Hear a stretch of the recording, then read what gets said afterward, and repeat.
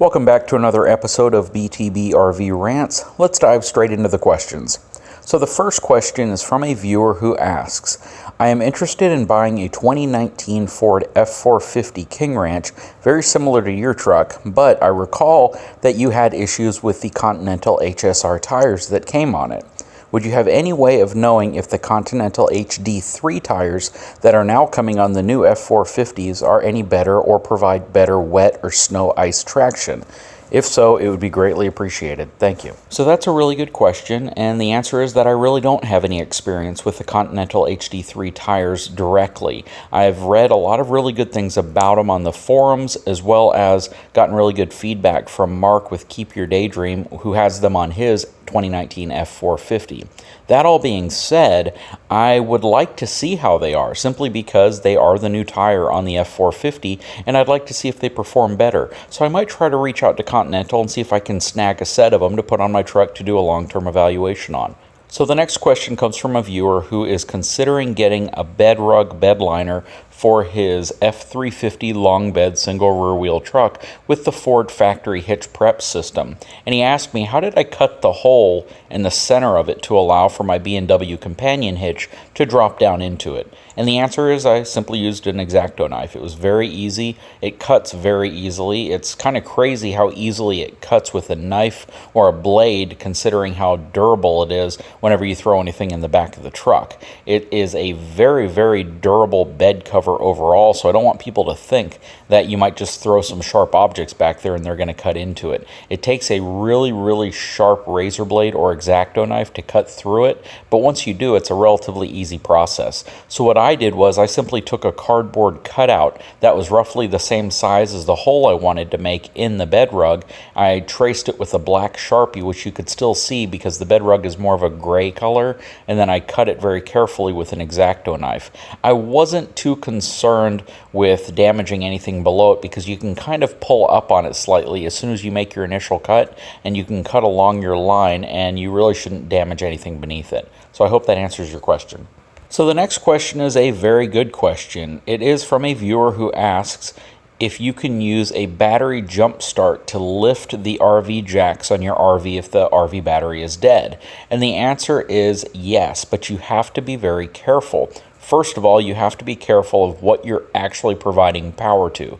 Now, if you have a jump starter which provides enough current and is safe to connect to the battery directly so you can provide a charge to your house battery or your RV battery and give it enough juice to lift your jacks, that's probably the best way to do it. You could technically connect directly to the leads going to your jacks, but that might not be the safest way simply because you kind of bypass any type of fuses or circuit breakers that are there to protect you in the event of something jamming or some type of a short. But you technically can use a battery booster or a jump starter connected to your house battery so you can lift your jacks or lower them in the case of an emergency. So the next question is one that I'm sure a lot of people would like the answer to, and it's from a viewer who says that they're thinking about getting a single axle 2018 Keystone Passport Express 153 ML.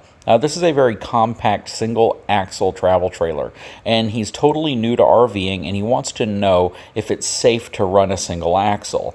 And in my opinion, it is absolutely safe to run a single axle so long as the axle, the hubs, the bearings, and your brakes are in good condition, as well as the tires. A tire failure on a single axle trailer, of course, is going to be more catastrophic than it would be on a double axle trailer, simply because once the tire fails on a single axle trailer, if the tire doesn't disintegrate and come completely off, which is probably the best case scenario, it's still likely going to cause damage to the trailer itself, or you run the risk of the actual RV running on the rim, or potentially even causing a sway issue, which could cause you to lose control. And in my opinion, if you're going to buy a used travel trailer, one of the first things you need to do is to inspect all of your suspension, wheel, axle, and tire components to make sure that they're in good shape.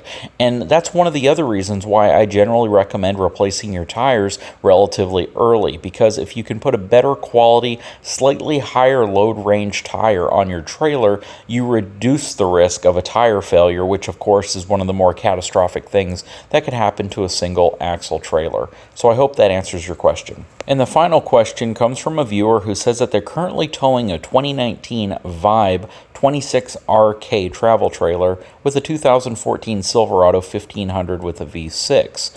They haven't had any major issues yet, but they have had some white knuckle moments. They used the equalizer weight distribution hitch, and he also installed a set of airlift airbags, and he really didn't notice a benefit from the airbags, so he's kind of wondering why he needs them. Well, first of all, your airbags are going to help a little bit in terms of stability, simply because it's going to limit the side-to-side motion of your truck whenever you're towing or even when you're not towing.